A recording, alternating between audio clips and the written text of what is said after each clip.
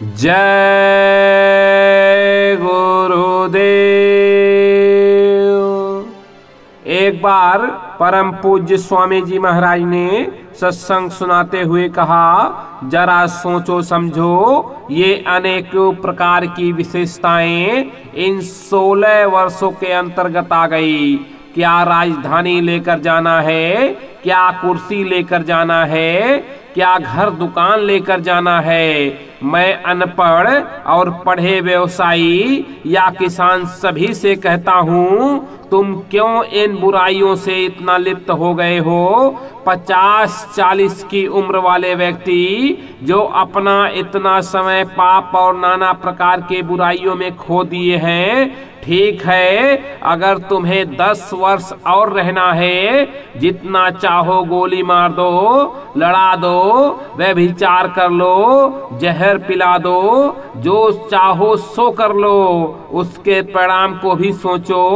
आज मैं तुम्हें संदेश पहुंचा रहा हूं, तुम्हें अंडे नहीं खाने, तुम्हें मांस मछली नहीं खाना, तुम्हें मुर्दे नहीं खाने। एक दिन महान आत्माओं के भी दिन आएंगे जब प्रेम का बोलबाला होगा, सुख शांति का देश होगा। यदि प्रेम और शांति की राह पर राजनीतिक पार्टी इस हिंदुस्तान में चलने लगे तो सब दुख भाग जाएं। अगर मालिक ने समझा, अगर भगवान को मंजूर होगा तो यह आवाज मेरी पहली होगी। मुझे विश्वास है, आज इतने आदमियों को बुला लिया तो एक दिन वह आएगा जब लाखों करोड़ों लोग यहाँ खड़े होंगे। सबसे मेरा प्यार होगा और सबसे मुझे प्यार मिलेगा।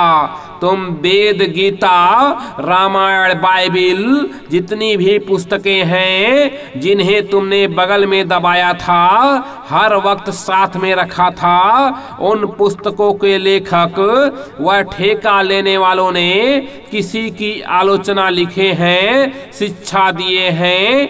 आलोचना का परित्याग कर दो, जीवात्मा को पवित्र कर दो।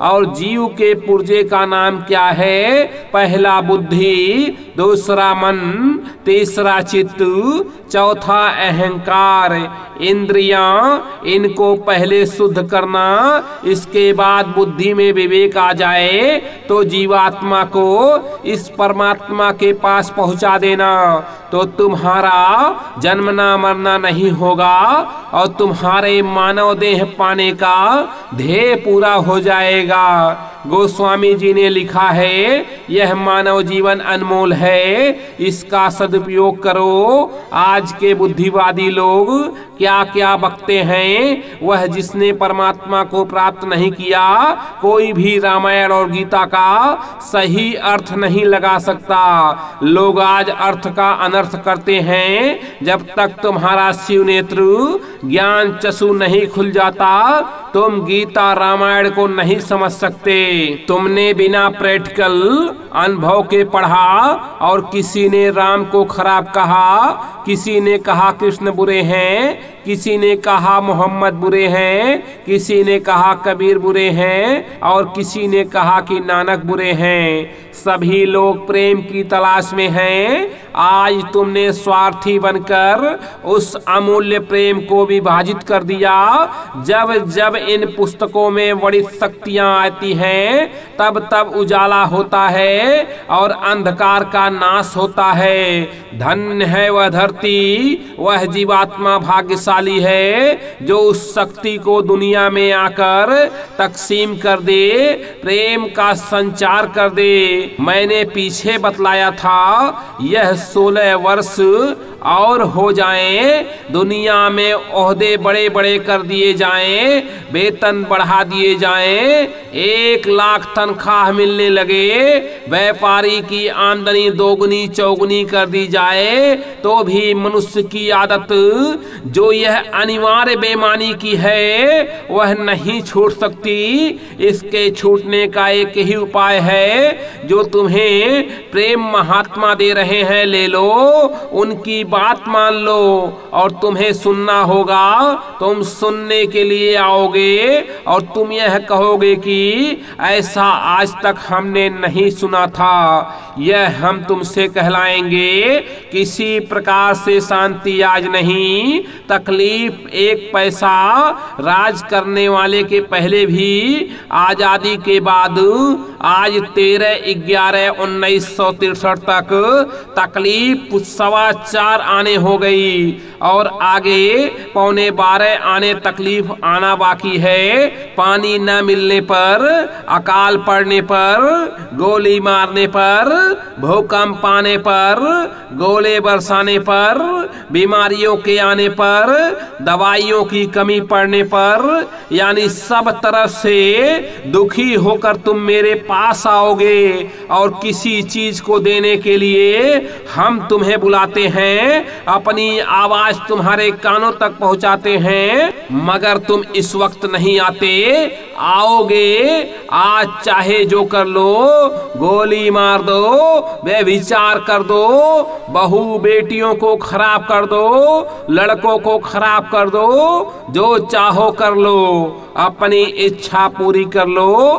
परंतु दुखी होने पर जब बिल्कुल तुम्हें अशांति मिलेगी तो मेरे पास आना पड़ेगा।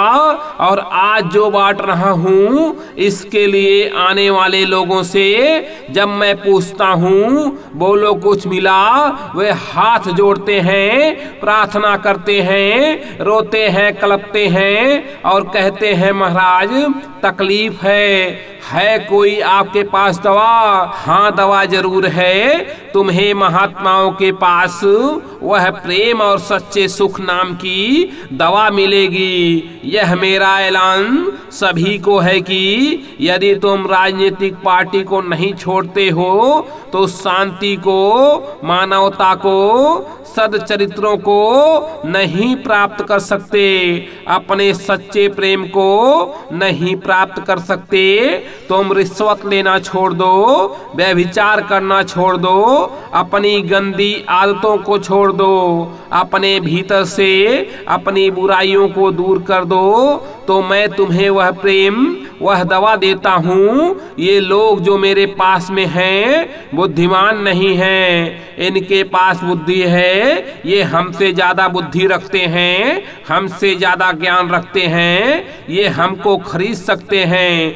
तुम मेरे पास आओ और देखो तुम्हें क्या मिलता है। मैं तुम्हें वही संदेश देता हूँ जो इन पुस्तकों के संदेश हैं, जिसको वेदों में ब्रह्मा को प्राप्त करना, शास्त्रों में ईश्वर को प्राप्त करना, रामायण में राम को प्राप्त करना, गीता में मेरे को प्राप्त होना और भागवत में यही कहा गया है। तुम मेरी बात को मान लो तो मैं तुम्हें इस बात का इकरार कराता हूँ कि 1 महीने या 2 महीने में शिव नेत्र खुल जाएगा और तुम्हें वह प्रकाश प्राप्त होगी और तुम्हें वह सच्चा आनंद प्राप्त होगा। मैं जब पहले पहल गोरखपुर में आया तो मुझे एक आदमी मिला था जिनको मैंने वह प्रेम दिया। उसने कहा महाराज इस गोरखपुर में आपकी कोई बात नहीं सुनेगा। मुझे विश्वास था उस मालिक पर, उस सतगुरु पर जिसने मुझको खड़ा किया और परिणामतः थोड़े दिन में ही इतने आदमी आपके सामने दिख रहे हैं। हमने यह कहा कि सत्संग वहां होगा, उसी गांधी पार्क में होगा जहां राजनीतिक पार्टियों के लोग सभाएं करते हैं, आलोचना करते हैं, धोखा देने का काम करते हैं। वहीं उस प्रेम का संदेश सुनाया जाएगा। मैं तुम्हारी जीवात्मा को परमात्मा से मिलाने का संदेश दे रहा हूँ। यह मामूली बात नहीं है। मेरे दिल में घाव है, मेरे हृदय में हरकत है, परेशानी है। तुम्हारी तकलीफ को देखकर मुझे तकलीफ है और इसलिए तुम्हारी तकलीफ को दूर करने के लिए मैं अपनी आवाज कोने कोने तक पहुंचाता हूँ। 11:15 आने अभी और कष्ट आएगा, जमाना पलटा जाएगा, प्रेम देने वाले और भी आएंगे। उस इस समय एक महात्मा से काम नहीं चलेगा। उन महात्माओं ने इन माताओं के गर्भ से जन्म लिया है। तुम्हें यह धारणा है कि यहाँ सब धोखा देने आते हैं। हम यह तुम्हें बतलाएंगे कि सब धोखा देने नहीं आते। सुई का काम है फटे कपड़े को जोड़ देना, कतरनी का काम है जुड़े कपड़े को अलग कर देना, कुल्हाड़ी का काम है जुड़े पेड़ के भाग को अलग कर देना। राजनीतिक पार्टियां दिलों को तोड़ने का काम करती हैं, महात्मा टूटे दिलों को जोड़ते हैं। जय गुरुदेव।